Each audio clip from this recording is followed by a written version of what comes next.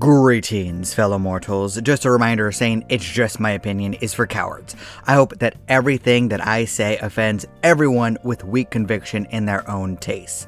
Either be confident in what you like or don't talk about it. The Witcher. Talk about a franchise of highs and lows. The original run of the books was good with diminishing returns in later volumes, just saying. The game started out janky and later set a new standard that even their own developer could not meet with Cyberpunk, and the show started out fine and steadily got worse to the point that known fanboy Henry Cavill went running for the hills. With the negative reception of the most recent season and the strike going on for who knows how long at this point, there might not even be a 4th season of The Witcher coming up on Netflix. Perhaps it would be best to put a pin in that for a few years and try again later.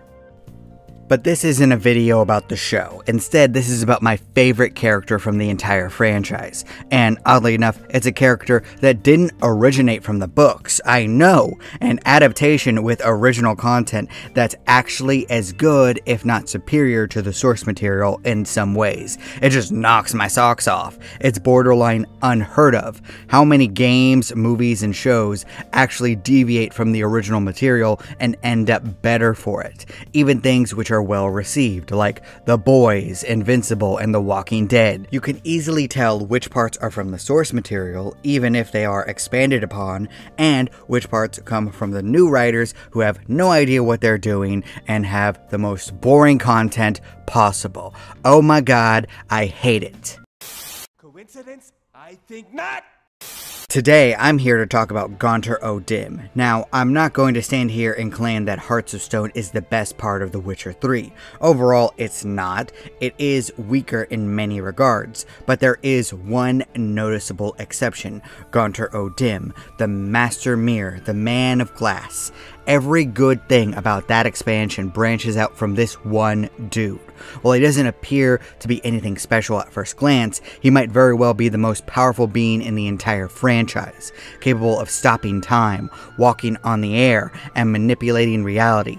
There doesn't seem to be any limits to his capabilities. Now, this normally spells disaster for an original character in an adaptation. Someone with limitless powers and a ton of charisma?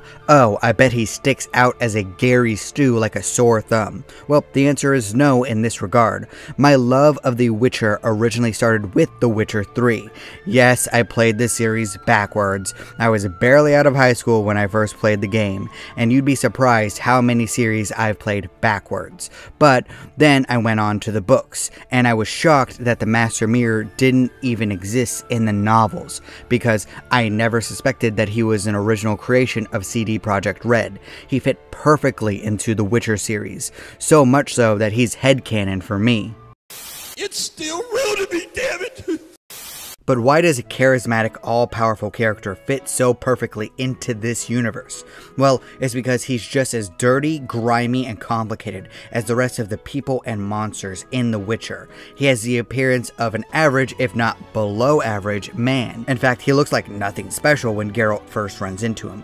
There's no menacing aura. In fact, he appears friendly enough, to the point where I would feel comfortable enough to sit down next to him, have a drink, and ask him a few questions. He's capable of unbelievable feats, but is surprisingly passive. For the most part, he leaves innocent people unharmed. I mean, unless they greatly annoy him when he's trying to strike a deal, or if someone breaks their word in some way. That seems to really get under his skin. He's quick to enjoy the suffering of anyone who gets in the way of his work.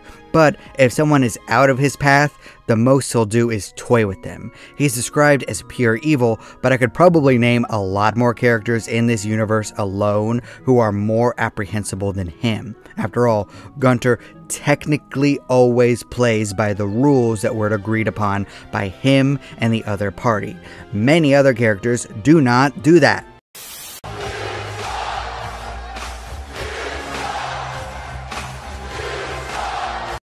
Now, you could argue that he always looks for loopholes in seemingly tight arguments, but there is an entire profession called lawyers that we pay to do that in the real world, so I don't see how we could think that he's evil for that part of his personality. And there is the part where he grants people's wishes specifically by their words and not by their desires.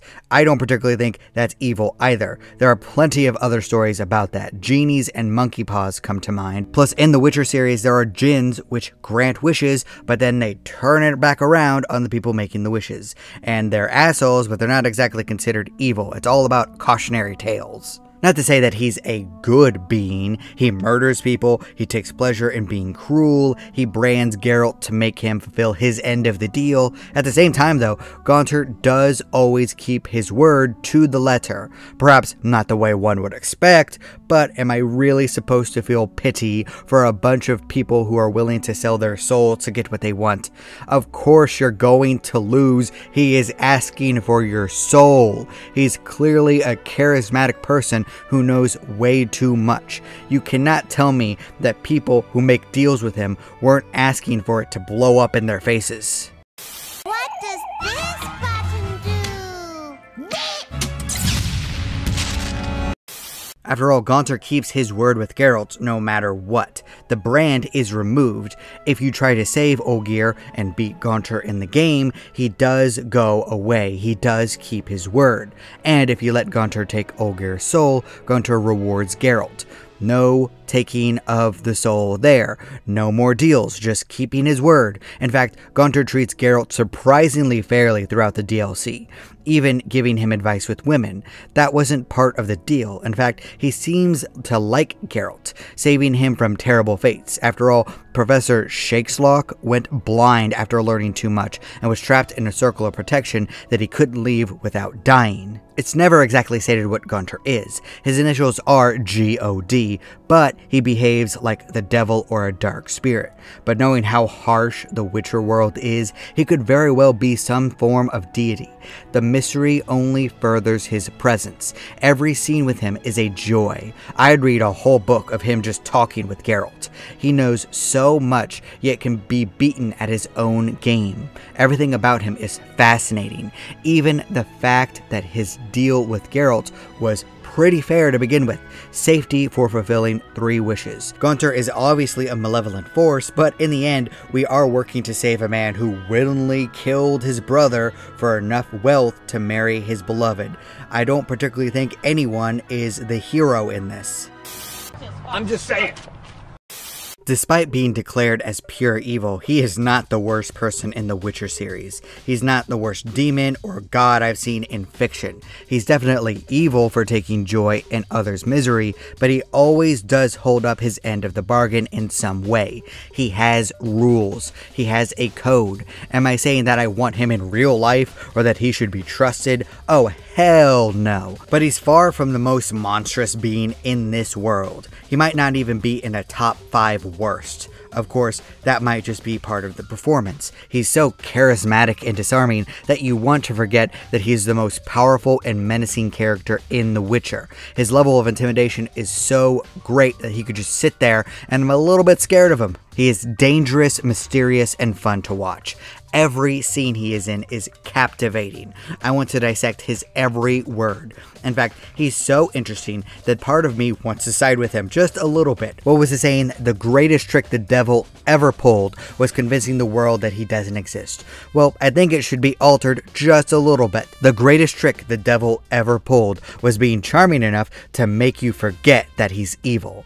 He's a poisonous thorn bush. You want to reach out to touch him, but you know that you'll be pricked and killed for your insolence. Better to admire him from afar, but that's what makes him so great. It can be hard to make an antagonist that is so pure evil, but such a delight. He has no sympathetic background, but you still care about him. You're almost sad when the story ends because you don't get to see him anymore. This is far different than the main Witcher 3 game, where you don't particularly care about the personalities of the Wild Hunt. It's all about protecting Ciri from this force. But with Gaunter O'Dimm, you do care about his personality and his story. Despite only being around a short time, he has stuck with me more than any other character.